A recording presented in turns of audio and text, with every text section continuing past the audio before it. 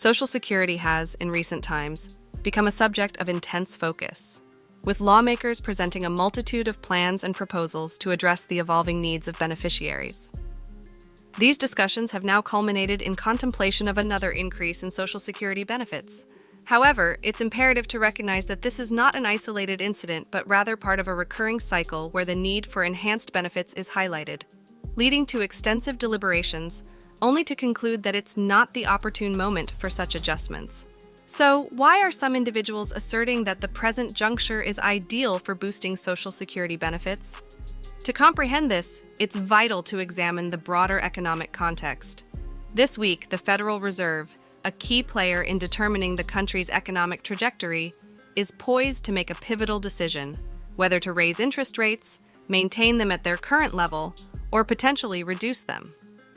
Economists who closely monitor these developments are leaning toward the Federal Reserve opting for an interest rate pause. This choice is somewhat surprising given the backdrop of rising inflation rates, which currently stand at 3.7%, a figure notably distant from the Federal Reserve's target of 2%. A mere 2 months ago, inflation was at 3%, then 3.2%, and now it has climbed further to 3.7%. However, there is a nuanced understanding that the inflationary pressures may not be as sustained or alarming as they appear, leading to the expectation of a temporary pause in interest rate hikes. Now here's the pivotal question. How does all of this connect with Social Security? The answer lies in the interplay between these economic factors and certain key demographic groups.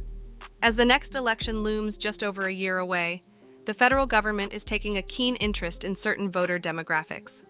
At the forefront are Social Security recipients, a substantial and politically influential demographic group. Any move to cut Social Security benefits could spell electoral disaster for those advocating such measures, as this group wields significant voting power. Similarly, politicians opposing the forgiveness of student loan debt would also feel the heat, given the millions of people affected by this issue. Additionally, low-income families with children constitute another demographic in the spotlight, with potential assistance programs gaining traction. These considerations have propelled these groups to the forefront of policymaking and generated increased discussions and proposals. However, the crux of the matter remains the same: funding. While there is a wealth of ideas and proposals on how to enhance Social Security benefits, the issue of funding these endeavors remains a contentious topic. Lawmakers are grappling with the challenge of identifying sustainable sources of revenue to support these initiatives. As inflation continues to rise, Social Security recipients find themselves compelled to allocate more of their monthly benefits to cover essential expenses, such as medication, food, gas, utilities, car insurance, transportation, and more. This predicament is far from ideal, particularly when most seniors are already operating on a tight budget, striving to make ends meet. To underscore the severity of this issue, consider the email from a struggling beneficiary.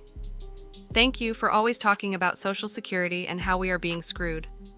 I used to receive $1,472 per month in benefits and $274 for SNAP, but it was reduced to $103. I received a letter stating I was overpaid by $2,600 in 2022. Now, my benefits are only $1,255 per month. I can't make my car payment or afford a full month's prescription of anxiety meds. If Social Security benefits aren't increased soon, I don't know how anyone can financially support themselves. This poignant email reflects the very real struggles faced by countless Social Security beneficiaries. Lawmakers are well aware of these hardships and have put forth a range of potential solutions. These include increasing asset and income limits to ensure that recipients remain above the poverty line, advocating for significant yearly increases in benefits, eliminating federal taxes on Social Security benefits, and encouraging individuals to take more responsibility for their retirement savings. In summary, while there is a plethora of ideas and proposals to enhance Social Security benefits, the critical challenge lies in securing the necessary funding.